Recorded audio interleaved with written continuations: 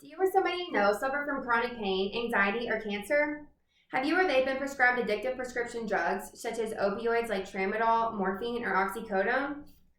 Have you or somebody you know been affected by the strict marijuana laws in your community? Do you think your community would benefit from more jobs and higher revenue? Imagine if there was a plan that could help alleviate the symptoms from some of these illnesses. Imagine if there was a plan that could create jobs and boost revenue in a community, all while lowering crime and incarceration rates. I'm here to tell you that there is.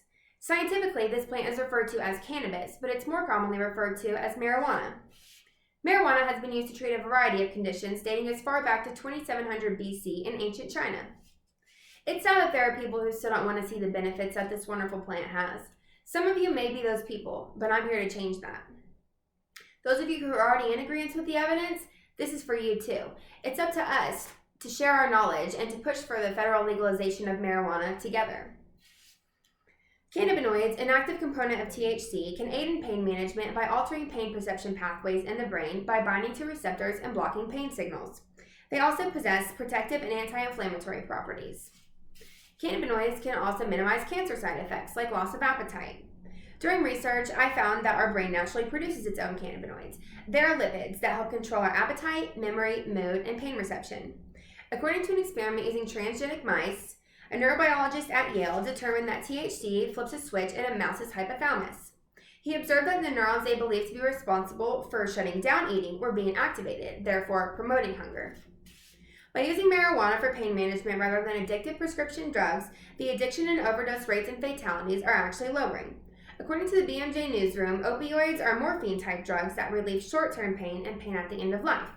There is little evidence that they are helpful for long-term or chronic pain, but they are often prescribed for it.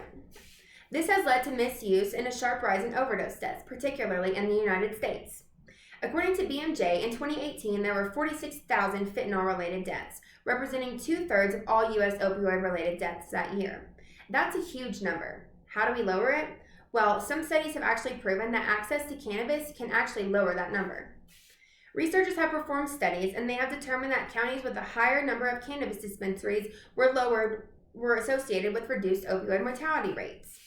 Let's look at some more numbers. Researchers at the American Addiction Center looked at medical laws and death certificate data in all 50 states between 1999 and 2010. During that time, marijuana was only legal in 13 states. Researchers noticed rather quickly that the rates of fatal opioid overdoses were significantly lower in states that had legalized medical marijuana. The other side can refute this by saying that marijuana is a gateway drug, causing the use of harder drugs. This has been debunked by empirical research and is more fiction than fact.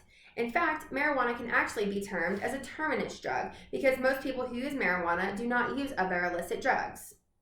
According to the Drug Policy Alliance, new evidence suggests it can even be deemed as an exit drug, helping people reduce or eliminate the use of more harmful drugs like opioids or alcohol. Marijuana gets a bad rap because the opposition just simply does not understand the facts. It has more than just medical benefits. It can actually serve as a positive influence on the community. Legal marijuana can lower a community's crime rate.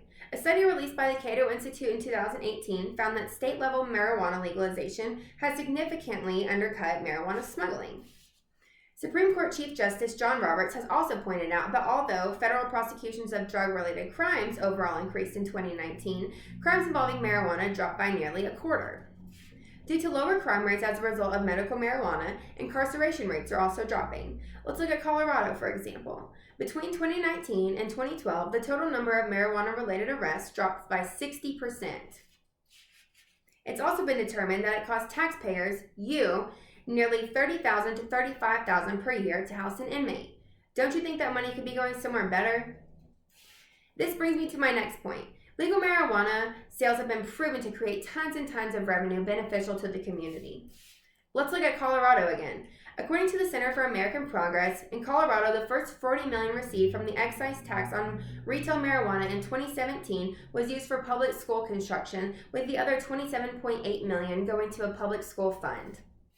This economy spike also leads to more jobs within a community. According to Cannabis Hub Leafly's 2019 cannabis job count, cannabis directly employs more than 2,100,000 full-time workers in the U.S.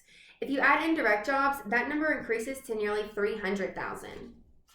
These jobs being created will continue to grow the U.S. economy without requiring massive tax breaks and concessions demanded by others such as Amazon and professional sports teams. For example, just last year, the industry created more than 7,000 jobs in Nevada without any state or local cost to taxpayers. 2/3 of Americans support legalization. The other 1/3 just simply does not understand. It's up to us to share our knowledge of the benefits this beautiful plant has. We must educate the uneducated. We must open their minds. We must inform them of the dangers of prescription drug versus the benefits of this natural plant. Our country needs natural medicine. We need law enforcement to be focused on real crimes, and we need to stop throwing our hard-earned dollars away to house inmates for marijuana-related crimes. Our communities need better equipped schools with better programs accessible to everybody. They need more jobs and more revenue. I don't know about you all, but I'm tired of seeing people suffering. I'm from Kentucky, where marijuana is not legal. I'm tired of seeing those close to me not be able to get a job because of past marijuana charges. I'm tired of losing friends to opioid-related deaths. I'm tired of witnessing kids lose parents to addiction. These people need a better alternative. Like many other Americans, I live paycheck to paycheck. I'm tired of losing hundreds on my paychecks to taxes that a federal marijuana tax could pay for. We need change, and it starts with me and you. Write your hometown legislators. Share your knowledge. It truly is power.